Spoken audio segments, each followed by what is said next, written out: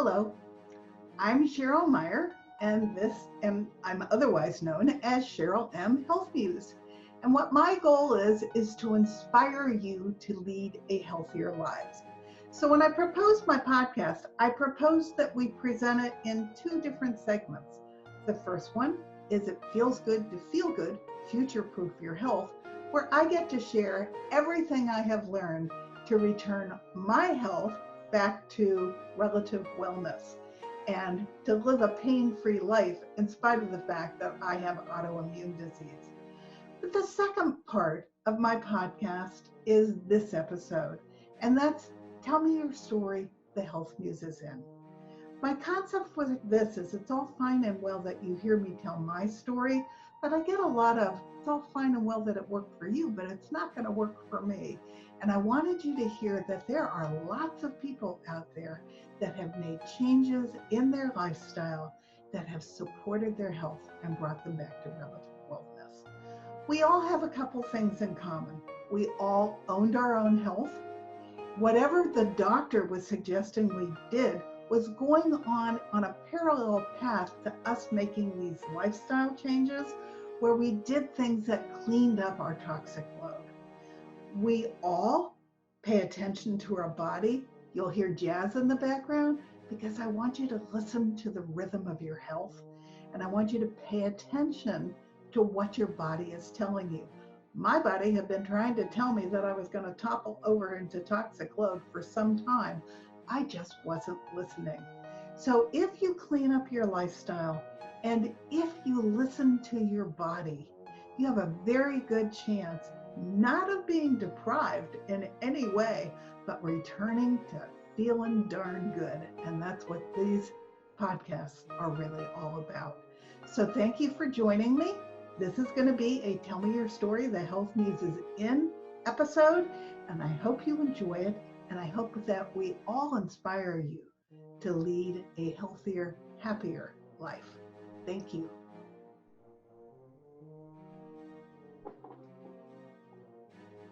Hello, welcome to another edition of Tell Me Your Story, the Health Muse is in. And we have a wonderful guest this morning that I met last week at a big conference in Arizona. Her name is Kristi Fowler, and she is also a health advocate like I am. And you're gonna love hearing her story because it's a real story of resilience. And I love talking to people who don't let challenges get in their way. Kristi Fowler is a speaker, author, and coach whose professional career has been spent addressing issues related to emotional intelligence, self-care, conflict resolution, and leadership. Kristi is passionate about helping companies and individuals thrive by providing excellent information, feedback, and inspiration. Focused on getting results while at the same time being personal and having fun, she gets the job done. She helps companies and individuals create the effectiveness they desire. She believes you truly can create the life that you love. So welcome, Kristi. I'm really thrilled to have you here. Thank you. It's a privilege to be here. So you have a really interesting story that goes all the way back to when you were a teenager. So why don't you start there and tell us about your history? Yes, I do. It's funny because oftentimes people look at me and say, "Oh, you just have had this easy life." And I'm like, you might want to talk to me and get to know me a little bit because so often people are dealing with things that you can't see on the outside. And often that is our health that can really be harming us or sabotaging us and not even and other people not even realizing it. And so for me, my story begins when I was 19 years old. I had just finished my freshman year in college and I was driving home with my boyfriend at the time from Nampa, Idaho to Eugene, Oregon. And on our way, he fell asleep at the wheel. And before he had fallen asleep, he had decided to take my seatbelt off, not because he was trying to be mean or anything like that. He just thought I was uncomfortable and he was trying to make me more comfortable. That's it. Well, 5 minutes later, he ended up falling asleep at the wheel. And when he woke up, we were headed for a telephone pole. He overcorrected. We ended up going into a roll, and I ended up getting ejected from the car. Now, I was lucky because I got ejected going out this way while the car kept rolling this way. And I ended up breaking my C3 and 4. I ended up breaking my left kneecap in half, and I ended up paralyzed and didn't know at 19 years old whether I would ever walk again. Now, the doctors couldn't believe that I had been ejected because I didn't have any head injuries and I didn't have any internal bleeding, which is Wow, very common to have. Pardon me? that was very lucky. Wow. I was very lucky. And I still remember the doctor calling the paramedics in and asking them, and they said absolutely there was no way she got out of that car. We found her on the road. And the part that's even more amazing, we were on this 2-lane highway. So Marty, my boyfriend at the time, came and he had to find me. And I was laying on the other side of the road, and we were about 15 miles outside of Bend, Oregon. And so there was no lights. This was before cell phone days. And he had to get me off the road because otherwise a car would have never seen me in time. And what And so he just happened to pick me up in a way that he could without causing further damage. I remember thinking he put his hands in my armpits and cradled my neck and just drug me off the road. He didn't pick me up, just drug me. I remember thinking, he has his hands in my armpits. That's so gross. The crazy thoughts you have when you're dealing with trauma. And and yeah, I never forget at 19, that would have been important. You were young, and so I know important. it was important, right? It was so like mortified that it just seemed gross. But that was so funny. And the other piece to it is that I had just finished my freshman year and had just been ranked 14th in the nation as a volleyball setter. And so I was going to college on a volleyball scholarship. I loved playing sports. That was my identity, was being an athlete. And in a blink of an eye, it was all taken away from me. And I'll never forget having the conversation with my parents about how are we going to have to adjust the house for me to be able to live there. So the way my neck was broken, I was paralyzed on the left side of my body. My C3 had just nicked my spinal cord, and so laying in a bed waiting, hoping, I had to wait a week before they did the surgery where they fused my neck together. So I feel a little bionic now with my plates and screws in my neck. At least that sounds way better, doesn't it? And that was probably about the time of the Bionic Woman, too. Yeah. And you know what was fascinating about it? At that time, they had just come out with using titanium metal instead of steel.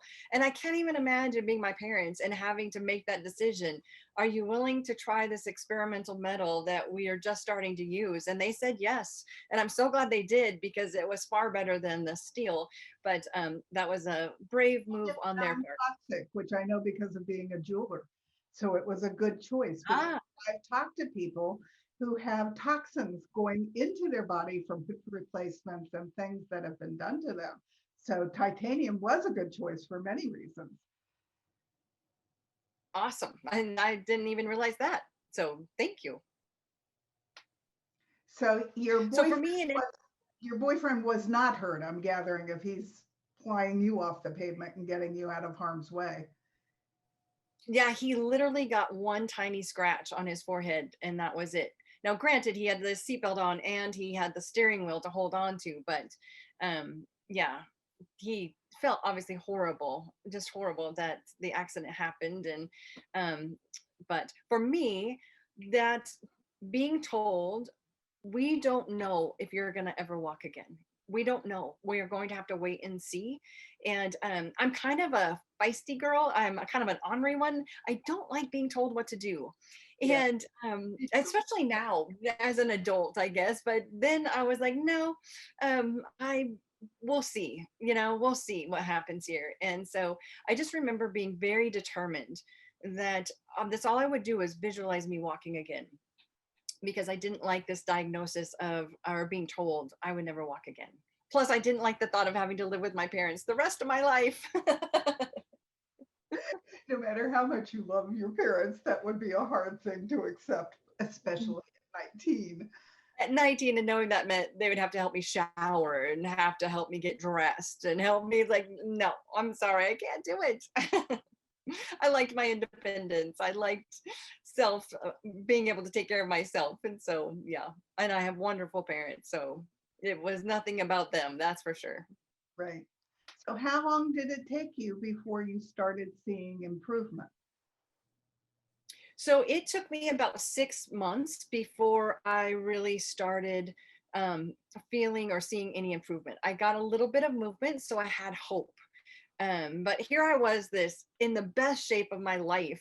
And that was one of the reasons they thought I would recover as well as I did, because of the fact that I was in such great shape. And I knew, having been an athlete, how to work out. I knew how to do some of that. So here I am, a college athlete, and I couldn't take a tiny little bean bag and I could not toss it to the end of my wheelchair. I had a beach ball in my lap and I couldn't get the beach ball off my lap.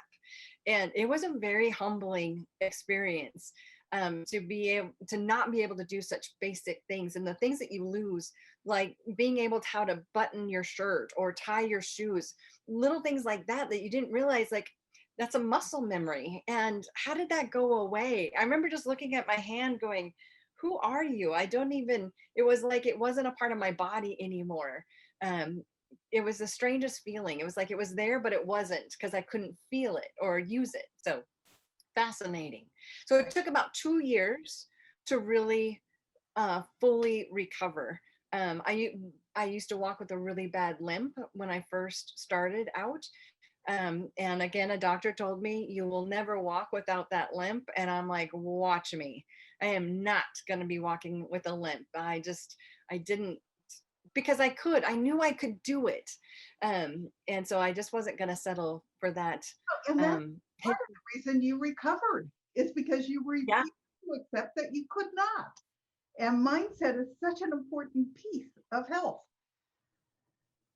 it So, is. I would say it's, if not the most important piece of it, is no, your mind and believing and knowing yeah, that you can do it. yeah.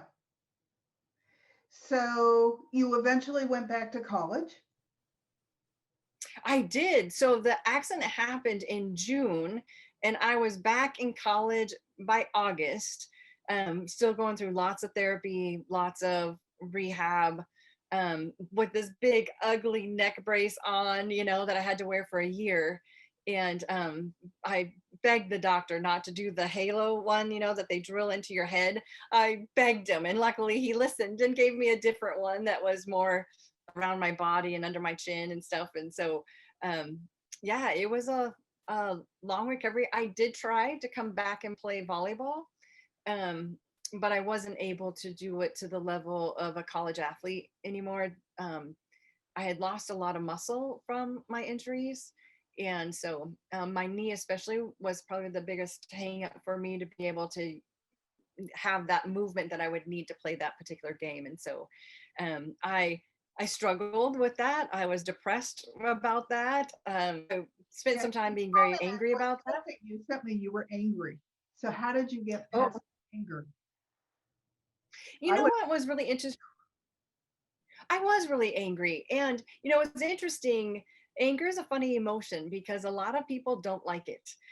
It's scary. It's intense. And the truth is, anger is a secondary emotion. And so under anger is always your primary, which is usually sadness and fear. And it was a loss. It was, something had been taken away from me that wasn't my fault. I did nothing wrong. And yet I was left to deal with the consequences of it. And so for me, it was interesting. I had some people tell me, don't you dare be angry. You don't have a right to be angry. Look at you. You can walk. You recovered. And I'm like, I think I have a right to be angry because it's not, it's a grief process. This was a big loss for me. Something as it's didn't. authentic, you have every right to be whatever you were. Yes, exactly. And if I can encourage people, is lose the line. You shouldn't feel that way, or don't feel that way. And even if you say it to yourself or others, because the truth is, it's how we feel. And here's the key with it. And here's the thing that I told myself is that, Kristi, be angry. You have a right to be angry. be angry. It was almost like I needed to give myself permission to be angry. But here was the promise I made myself, but don't stay stuck there.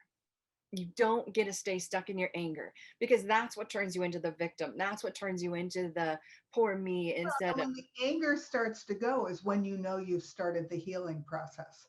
There yeah. are different phases that you go Mhm. through.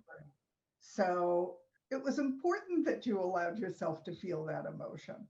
It is, because it was real. It was honest. And I wanted to be authentic to who I was and where I was at, and honor that. Um and sometimes, I don't get me wrong, I got definitely mixed messages, because I was definitely told I was wrong and bad, and I lacked faith for being angry, and I just don't agree with that at all. I believe that our anger is a good thing. It's the anger in and of itself isn't what the issue is. It's what we do in our anger that gets us in trouble. And so did have some healthy ways of acting out my anger. Yeah. I Pardon me. we all have some of those emotions. They're what Wayne Dyer called the erroneous zones. And Yeah. I went to A Course in Miracles with a group of friends that were Catholic and Jewish. I'm the little Protestant girl in the group. They all were dealing with horrific guilt. Mm-hmm. I had no guilt. I had Mm-hmm. horrific fear. But and they were looking at me, what do you have to be afraid of? But that's what was my nemesis. And theirs was Oh guilt. yeah. What the heck are you guilty about? You haven't done anything bad. But we all have that. And that's part of our growth that we need to It go through. is. Yeah. And anger is one of those erroneous zones. It has a It, purpose as long as we don't get stuck there. yeah. If you look at emotions as information, it's like an indicator light saying, hey, there's something you need to really pay attention to here. And so let's pay attention to it. What's it trying to tell you? Because then it means that there's this limiting belief. There's a thought that you need to upgrade because it's not working. That's why it's playing out in your emotions. Often, even the emotions play out in your body. And so, what is it trying to get your attention on, and how can you move forward? So, for me, I was very proactive about my anger. I remember taking a pillow and hitting the bed when I would get really angry. I remember punching the pillow. I remember I would go out and scream. I would take rocks and throw them, not at anything, in a safe environment, but there's something about that energy almost that you need to get out. And I recognize that because I wasn't doing that very well in the very beginning. And when you don't deal with your anger, it goes inward. And when it goes inward, it becomes depression. And I had started to become depressed because my identity was being an athlete. And so, as crazy as this is going to sound, as horrific as that experience was, as painful as it was, I'm so grateful for it because it taught me at a very young age that my identity was caught up in something that could be taken away. Somebody Instead asked of, recently what was the best thing that ever happened to me. And I said, hold on, sit down. I said, it's that I got autoimmune disease. What yeah, the heck? I said, my whole life is completely different since that happened. yeah, Nothing about my life is the same. I had a business, I sold it. I was in a somewhat toxic relationship. He didn't like it that I was sick, so he left. I now have a wonderful soulmate in my life. And I found my mission and my passion, which is helping other people who are being told by their doctor that there's nothing wrong with them when they know something is, which is what my experience was. It changed my life all for the best. hmm, And yeah, I still have autoimmune disease, but I no longer have pain. So I'm grateful that I went through all those disruptions on my way to where I am now, because my life is yeah, very happy now. And so I totally understand how you became grateful for the experience. yeah. If we're willing to allow it to teach us, Right. because I do believe it can teach us so much, rather than get angry or stay stuck in that, why did this happen to me? Which I realized pretty quickly that I needed to stop asking the why question, because there was never going to be an answer good enough for it, right? Why did this happen? Oh, because you're a horrible person. Okay, how does that help me? Because you needed when it just no, how am I going to allow it to change my life? And you know what the most fascinating discovery I found is that here I was confined to a wheelchair, because of my left arm, I couldn't push myself. I had to have other people push me. And I remember the day that I was sitting there and had this aha moment and realized, Kristi, you have lived so much of your life paralyzed, and yet you were never in a wheelchair. And it really hit me. And all those limiting beliefs, all those fears, all that guilt, all that whatever it is that keeps us locked up into this, can I say cage? This Yeah, and limited place. Yeah. And so I was so grateful to realize, yeah, I don't want to live in a wheelchair, physically or mentally, anymore. And that really was an eye opener for me. Now, have I done it perfect since then? No, I haven't. we I've don't. definitely, It's okay. You're not supposed to be perfect. None you of us. know, you're right. But it's so funny. And the people that you come across is that they feel like they do. That well, I screwed up, so that must mean what I learned over here wasn't real. No, it was real. Is sometimes we just maybe get distracted, we get lazy, we get focused on something, we go back to an old habit or pattern, and we can thank you that can I say wake up to that again and get back on the correct focus that I really want, the accurate one on who I really am and where my value comes from. Right. And you didn't allow yourself to be a victim. I don't have any victim in me either. When my doctor told me nothing was wrong with me, I looked at her and said, "You're out of your mind," because I hurt and I know something's wrong. She, "Well, then I'll give you steroids." I said, "Why am I going to take steroids if you don't think there's anything wrong?" But I was not Yeah, going to live a life of pain and pills, and you were not going to be in a wheelchair for the rest of your life. And so the yeah. people who are not victims find solutions. Absolutely. And I was not going to get on pain meds to manage my pain. At 19 years old, I don't know why I had this awareness, but I knew if I start out trying to mask this pain, I'm going to be addicted to these the rest of my life. And so I did really work hard to find other ways to manage that rather than taking pain medication, even down to ibuprofen. Now, do I take that once in a while? I do. Um, but not on a regular basis. It's not my first option. I have lots of other things that I go to first, and then What I take with instead that. of But over-the-counter medications now is curcumin with black pepper. It's the active ingredient from oh, turmeric, and it works like a charm for me. I take two every morning and two every night. It's part of the reason that I'm pain free. But if I get a headache, I'll take two in the middle of the day and bam, it's gone. But I've also eliminated nice. hundreds of toxins, which have allowed my body not to have the pain. But I was allergic to aspirin, so I always took Tylenol. So what's angry in my body? My liver. It's way harder on the liver than they ever knew. So I am not going back to taking those things ever. Yeah, No. yeah, So yeah. yeah, And it's I think that's hard too is overwhelmed with all the different options. right. Really, that was one thing I did. It was go start seeking advice.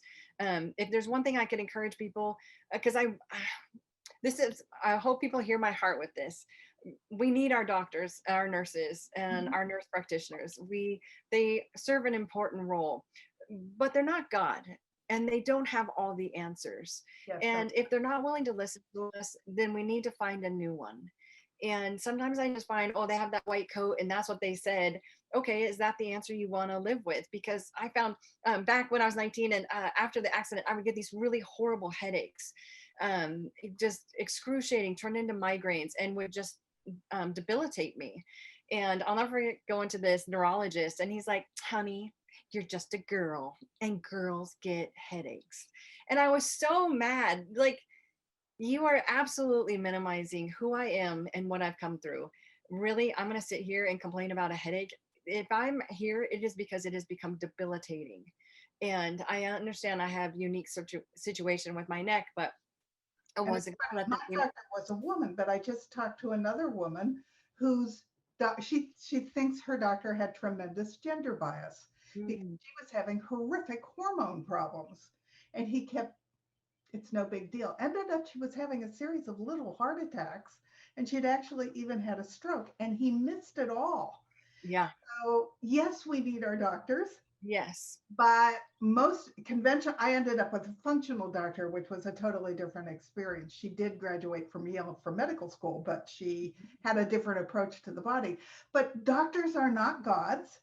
In my retail days, we called them the who said of the greatest magnitude. They're the people we give our power to Yeah.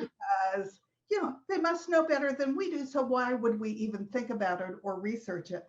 And I really encourage everyone to own their own health, research it, and when you go to the doctor, have a robust conversation with him because you know your body better than they ever will, and that's how to get the best health care. It is. And if they won't listen to you, if they won't ask questions back, then find another doctor. It's worth a second opinion. For me, I go to a naturopath that also has a medical degree, but it's a naturopath. And I like it because it's not just let me make a prescription for you. It's let's look at alternatives. Let's address the issue. And I appreciate that And because the medical I doctor do need to is help sometimes. natural first, but she can prescribe medications if I need it. So, but it's just Hmm. not her first option. But she wants to know what's Yeah. wrong with the whole body. She's not looking for one little thing to fix. She's looking to get the whole Yeah, because unison. it is, because it's amazing. You might have this symptom. Maybe your stomach is hurting, but it really isn't dealing with your stomach. It's something else that's actually causing the effect. And so it's just fascinating to me. Our bodies are truly fascinating. And so love If I were young, I understanding could better. become a biochemist, but I'm not going to do that Yeah. at 71. But I am quite fascinated with the body because Yeah. it, nothing can ever be as effective and efficient as the human body. It's Hmm. it's amazing. So okay, now you're in college. What did you graduate in? I actually graduated with my degree in psychology. And actually, my minor was ministry. I went on and got my master's in marriage and family therapy and a master's in theology. And really, what I went through there set my life up for. Um, I've been in a helping profession. I was a pastor for many years, and then a private practice therapist and a professor, and now as a coach and a trainer. I have loved the life that I've lived in terms of helping people. You get to pull it all together in your coaching. Yeah, I love being able to coach people because um I've lived it. It's not a textbook that I read. I mean, yes, I did read my textbooks, and yes, I did pass my exams, but I lived it.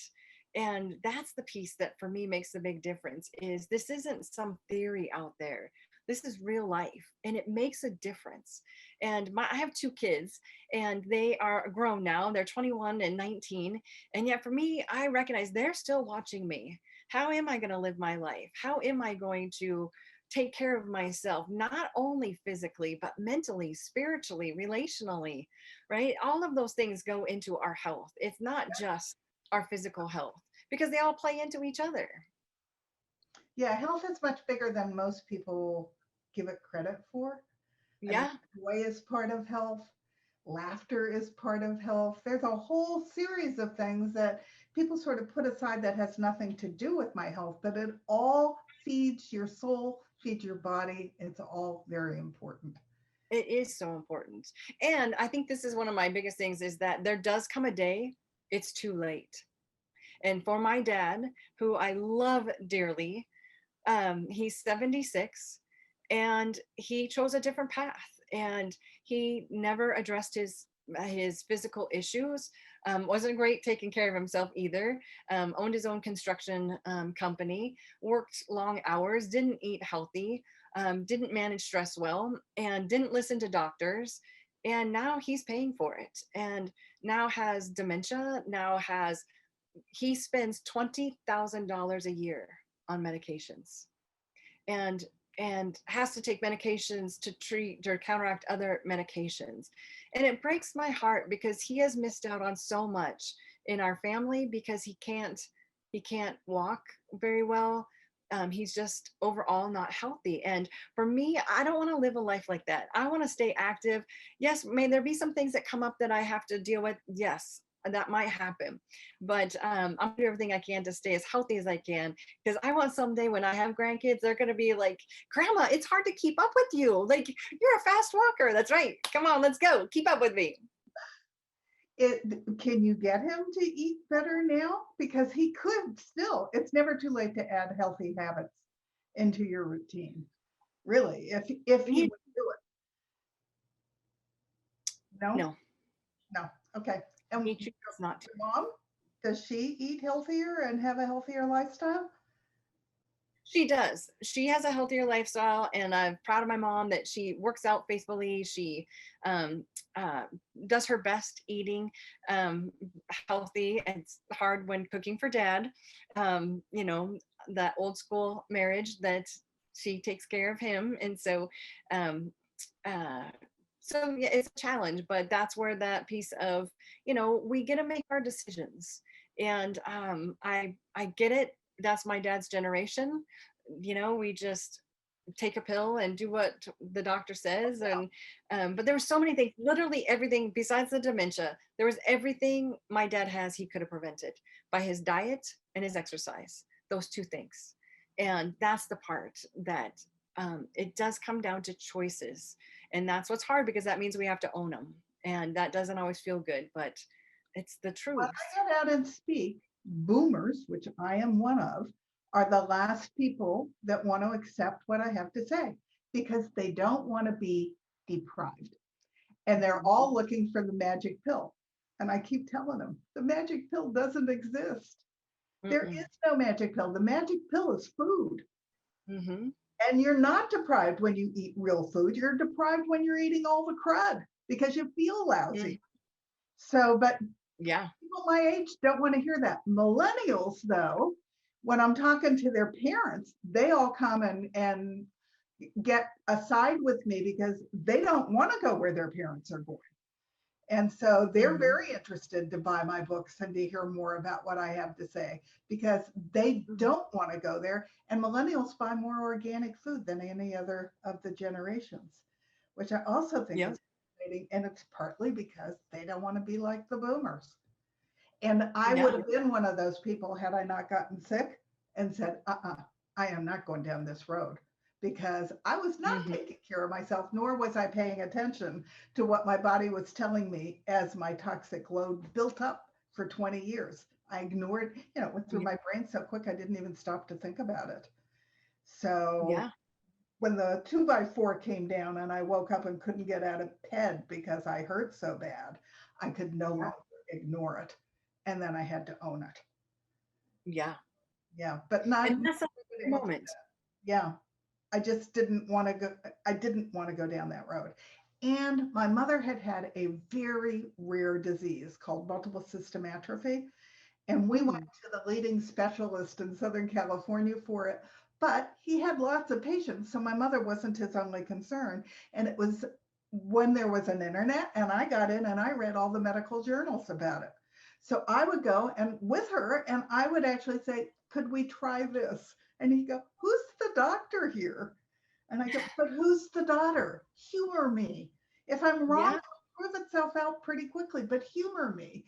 And to the Yeah. point that when she finally did pass 10 years later than they thought she would, he Mhm. called and thanked me for being such a great daughter. But I knew I could find things if I started researching. I Yeah. knew that. I never doubted it for a minute. And I was lucky I had a staff I could turn my business over to, so I could take the time to do all the research. Yeah. That is wonderful. And I think that's the part I want to encourage people, that sometimes it does get overwhelming. Yeah, There's so much information out there, and sometimes it can feel very conflicting on the information. And yet, you do have to educate yourself. And that's where, don't feel like you have to figure it out all on your own. You might read all that information on the internet, then go talk to some people, go talk to a naturopath, go and call Cheryl and ask. you can find all kinds of stuff on the internet, real stuff, fake stuff. Yeah. A lot of studies have been paid for by the food companies and the agriculture companies, and they only did the study long enough to prove what they wanted. It's a whole crazy world out there. And a lot of the products Mhm. that we use are called GRAS, generally considered to be safe. What does that mean? It means no one has studied it to find out it's not safe, but it's being sold. So just because you read it on the internet doesn't make it true, but still get out there and start to educate yourself. And you'll start to sort out that doesn't make sense. There was stuff Yeah. that resonated with me and stuff that didn't resonate with me when I started studying. And so Yeah. get in there and you start to pay attention to it, and then you go have robust conversations with your doctor. Yeah. Yeah, and it does take time. I admit that in my when I was 19, in my early 20s, nutrition wasn't on the forefront of my mind. I was in that traditional meat and potatoes, that um, there were some unhealthy patterns that I have. And then as I got older and realized some arthritis started to set in kind of at a young age because of my injuries, that I thought I need to start addressing something. I need to start doing something different. And so definitely worked at changing my the way I ate, and especially when you have a family. My kids were going to do what I did when it came to food, and so teaching them from a younger age, there's things I wish I would have done different from the very beginning, but I didn't know. I didn't have that information, and I'm glad I have it now, and glad that I've made a changes. No, you cannot go back and get angry about what you didn't know. That's not fair. You can only go from what you Yeah. do know and keep growing. Yep. And I'm grateful I know it now, Yeah. because now that modeling is happening, and I just feel so much better when you put whole foods in your body, when you pay attention. It just makes a big difference. And it happens pretty quickly. I was shocked that my body wanted to heal me and that it Yeah. didn't take that long. I mean, it kind of resonated when I went to a naturopath first before I found my functional doctor. And he said, all right, this is what you're going to eat. And it made sense. Now, why it didn't make sense to me before I got sick, I don't know. But the minute I started eating whole foods, my body started to go, I'm happy. I'm starting to feel pretty good. But we don't even take time to listen to our bodies. Hmm. That's one of the ways I start when I speak to people. Have you asked yourself how you feel this morning? And then gotten quiet to hear what it has to say, because I was not doing that. And I do it every morning now and I adjust. Yeah. Body tells me that I need something, I adjust because I don't want to go Yeah. to where I was. I'm never going back there. But if we would all learn Absolutely. that, it would help. So, are your kids Absolutely. eating healthy now? Have they? I would say my daughter is.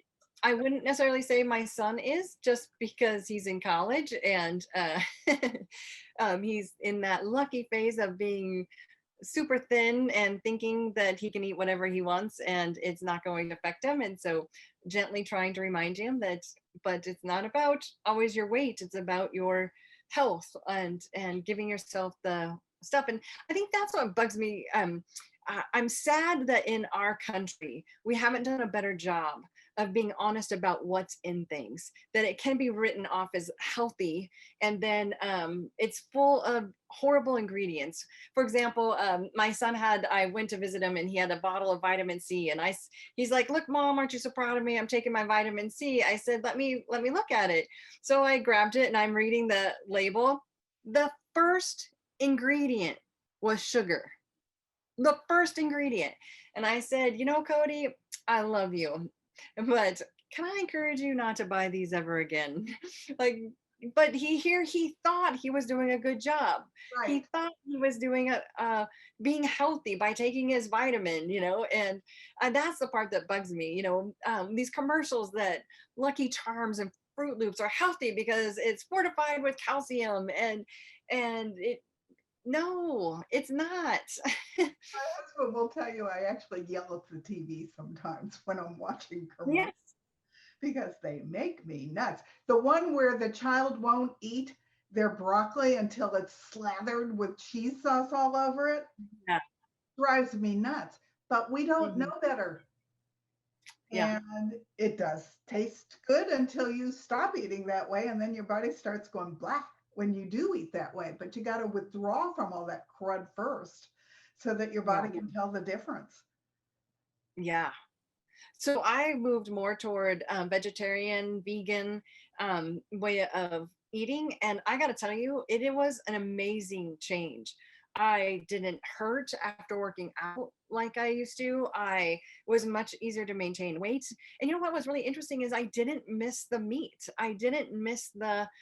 the I all still of that stuff. I eat what I call pagan. It's a cross between paleo and vegan, but I eat small amounts of meat because I'm diabetic and the meat releases Mm. sugar very slowly. So when I tried to go completely vegan, I felt like bleh. But now that I Uh, eat small amounts of meat, you have to listen to your body. We're all different. But yeah. even if you're going to eat meat, you eat clean meat. You eat meat that has eaten his own species specific diet. So for a cow, that means he's eaten grass and he's been finished on grass because that's how he's built. He has two stomachs. He Right. shouldn't be eating GMO corn loaded with poison. So Yeah. you have to sort of educate yourself about all of it. Yep. And then find a community to support you in it. Right. Have a place that you can swap recipes and encourage each other, and have that understanding. I know for me, one of my concerns is I don't want to put anybody out. I don't want anyone to feel bad because I'm coming over and I eat different, and so I would just have the agreement ahead of time. I'll bring my food, right? I'll bring something I can share, and I'm fine with that. Yeah, I Or had a I'll woman work on a it there. podcast say, "You're not going to be one of those people I invite over to dinner and you say, but I want you to cook this, are you?" I said, "No, I'm not going to be one of those people, but I'm probably also not going to eat your food. I'm going to Yeah, bring food. I'll bring plenty for everyone." I said, "If you invite me over for dinner, I'm not coming because you're a good cook. I'm coming because I want to get to know you. And I'm yeah, thrilled that you've invited me to join your community." yeah. So just go along with me because we'll bring our own food, but we'll be thrilled to be there with your company. And so you'll be happy you invited us. Promise me. I Yeah, promise. Yeah, it doesn't have to be that way. it doesn't have to be All that way. my friends are perfectly okay with that. And my dish usually goes first Yeah. because nobody says, "Ooh, blah, that's healthy. I don't want to eat it." They go, Mhm. "Wow, this is delicious and it's healthy." Mhm. Yep, for sure. And there's lots of different ways to do it. Not um it's actually been kind of fun to be creative and find different ways to make things that work, and I like making it and not tell anybody what's in it. Just because I feel like it's a little bit because some people just oh, I don't like that. I don't like those. Oh, okay.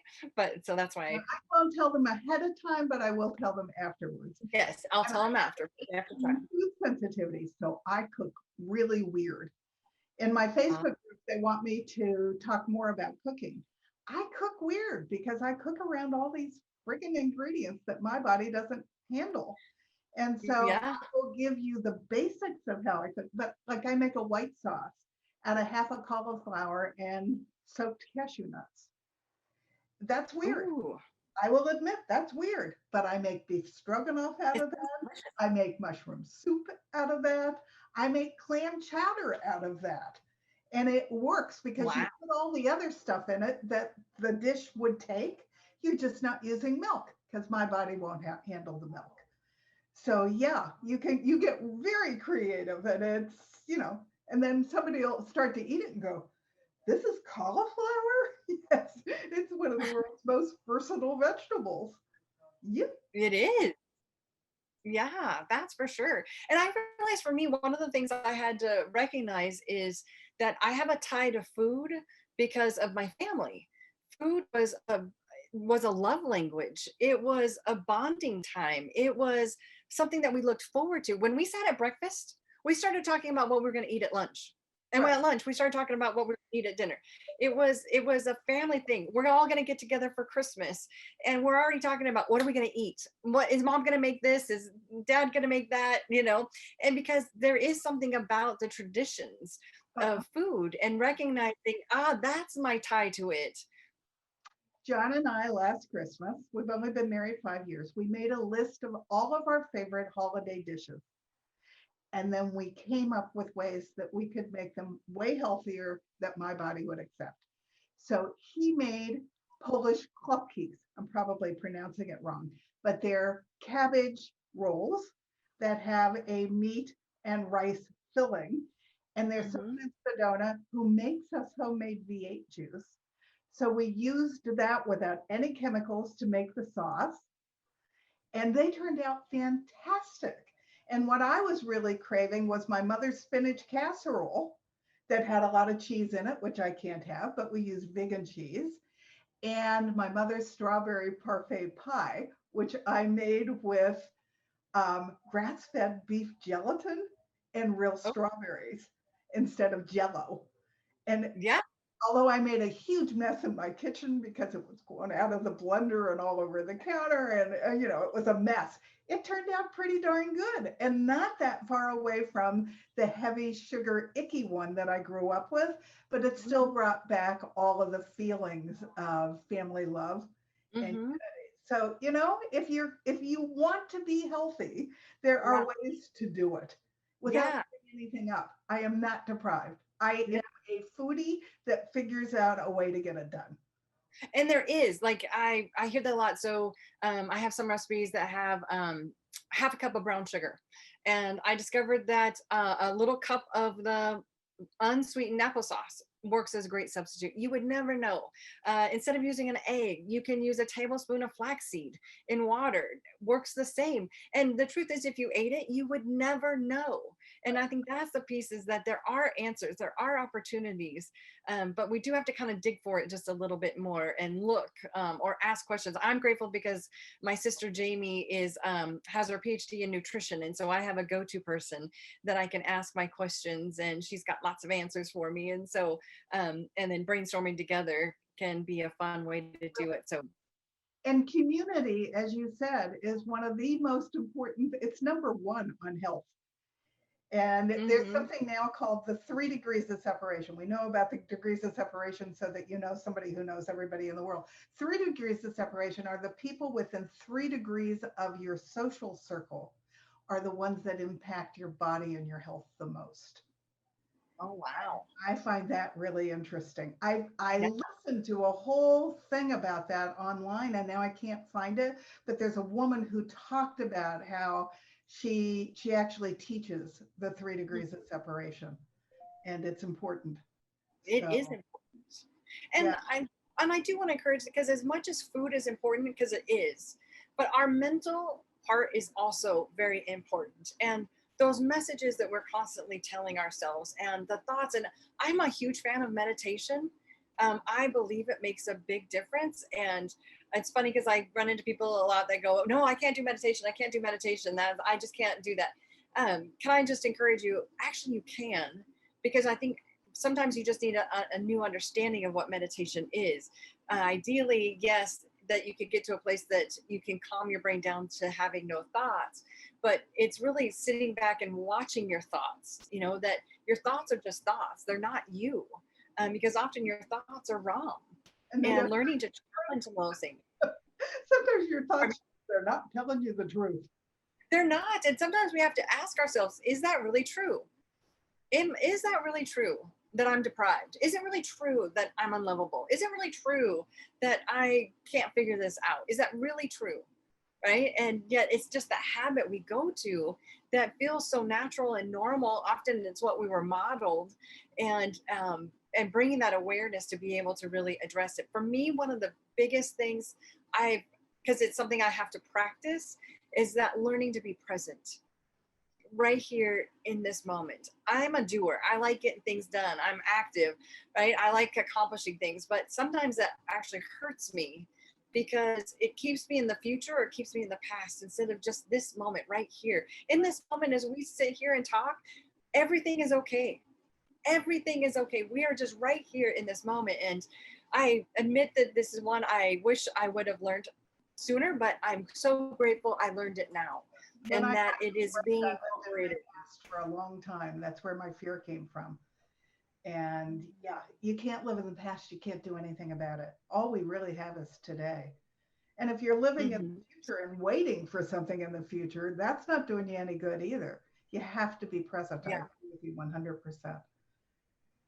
So catch yourself if you find that you're saying, well, when my kids graduate, then I will, or when I get that new job, then I will, or when we finally pay off these bills, then I'll address my health. You will be waiting the rest of your life. You've got to figure out how to do it right here, right now, with whatever circumstances you've got. And the piece of that too is loving yourself enough to know you're worth it. That sometimes that's how I'm so unhappy with myself because I have this illness, I have this body weight, I don't have the relationship, I don't have the money. And the truth is, every time we go to those places, we're not loving ourselves, we're judging ourselves. And when we do that, we're literally affecting the cells in our body. We are literally telling them you're not good enough, and they start you know Believe it. reacting to that. Right. Pardon me? They start to believe it, even though it's They not. do. Yeah. There's some great research if you're interested. Bruce Lipton, he has a book called Biology of Belief. Google him on YouTube, Bruce Lipton, just like the T, Lipton. And he's got some great research. He's a cellular biologist that really helped this become an eye opener for me. And He's how you genetics, and he is a yes, very fascinating man. very fascinating. And I like because it's research based. It's not, well, here's what I think, or, I had one patient that got better by doing this, it's actual, no, he's truly studied it. And as far as I understand, because that's what I always look for, who paid for it, who paid for the study. But yeah, fascinating stuff. And it was very revolutionary at the time that said, yes, you have a certain predisposition from your genetics, but you have the choice. Are you going to turn that switch on, or are you going to leave it off? You have the power of whether or not you're going to bring out those traits in your body or not. Yeah. And I still have people who will approach me when I speak and go, yeah, but I got dealt a bad hand of cards. I'm going to get cancer, or I'm going to get MS, or, no, you're not. You have the power over that. Maybe not completely, but at least 75% of you can make that choice to get it or to not get it. Yeah. So, and that all started. And I do believe, and I actually have this as a reminder on my phone, your words matter. Your words literally create. And so what are you creating every day? How is it that you talk about yourself and your life, your body? How do you talk about your health? That catch yourself in those moments, because when you catch yourself and go, oh my gosh, why would I say that? Oh my gosh, what on earth? Why? No, I don't want that, because I'm a firm believer, just because my family history might have it, does not mean I have to have it. It does not mean I'm going to get it. And again, back to my honoriness, don't tell me what I can and can't do, don't tell me I'm going to get heart disease because that runs in my family, or diabetes because that runs in my family. No, I'm going to make different choices. I'm going to talk about myself different. I'm healthy. I'm strong. I'm fit. I love myself. And I'm going to do my best to live that way. And that to me makes a difference. Look at you, from being in a wheelchair, paralyzed on one half of your body. You now are living a full, vibrant, healthy, mentally excited life. And so, somebody else would still be partly paralyzed in a wheelchair, but that was not going to be your life, and you made sure that's not where you went. So there's a lot to accomplished. Thank you. Because I will say this, it was a choice I made. I could still be sitting in that wheelchair. I could still be walking with a limp. I could, absolutely. But that's what I just want to encourage people, that you have a choice. It might not be easy, might not always be the one necessarily that just comes naturally, but you really can. And for me, I'm so grateful maybe that I had that honoriness to be able to. I like to do these shows is I want to give people hope.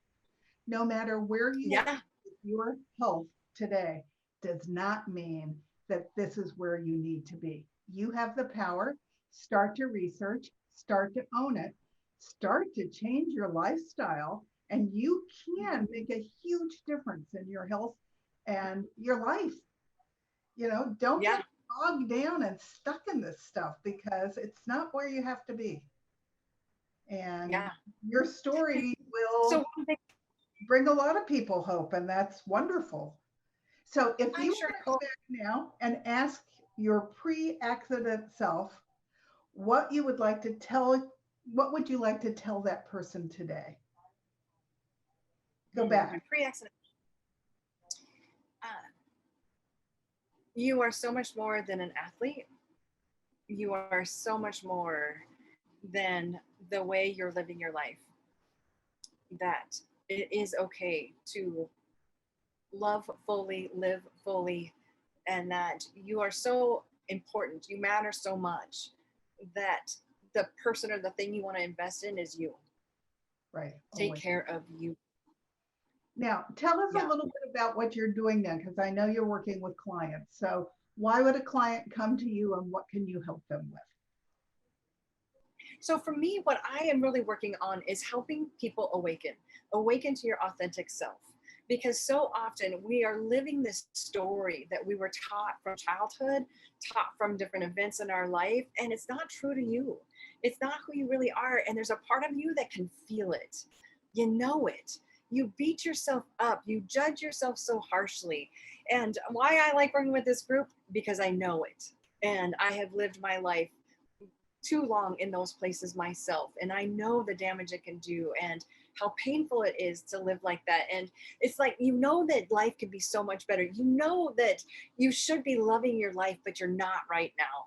And that's where I come in, is truly helping get rid of those blocks, really eliminating those negative beliefs, identifying them, identifying some of those habits that trip you up, so that you truly can create that life that you're going to love. And so for me, it's about identification, really understand what's going on for you, and then giving you the tools to be able to change it, and then supporting you along the way, because it's going to be an up and down kind of thing. It's not a perfect path as you go. And the truth is, we don't have to do it alone. We don't have to try and figure it out by ourselves. And so there are people to help you, to support you, to inform you, right? To inspire you even. And so that's what I've got, an online community. It's a private Facebook group that you can join, Awaken to Your Authentic Self. I see clients, I do webinars. I love what I get to do. I love getting So to that help everyone people knows, and I'm going to put links to this under your bio so that they can find you. And I'm assuming that yeah, you also coach long distance over Zoom. You're not doing it all in person. yeah, I have clients all over the world. Yeah, I definitely do Zoom, just especially with COVID now. That is a great way to be able to do that. So, absolutely. But Okay. I want to go back real quick because my accident happened in 1990. In 1998, I ran the LA Marathon, and Wow. something that they said I would never be able to do. I walked it. It took me 6 hours to do, but I did it. I did it. And that's And that's the thing. that's huge. So Yeah, it was. It was fun. And I think those are some of those things. What is it you want to do? Have that dream. Hold that. It's your life, and put you the get to make it what you together want and it to go out be. and get it. Yeah. And if there's something you're complaining about in your life, then what are you going to do to change it? Right. What are you going to do to change it? Because you have that power. Because you have that power, and you are so worth it. You're worth it. I agree. So For me, I know my kids are watching. I want to model something different. So it's, yeah, you matter. well, I have loved having you on the show. Thank you very much. I know you have another appointment, so I don't want to keep you because we could keep talking. But I I think know. anybody listening to this will glean a whole lot of positive information to go forward with their own lives. And I really appreciate you sharing your story with us today. So thank you so much. Thank you for having me. It was a pleasure.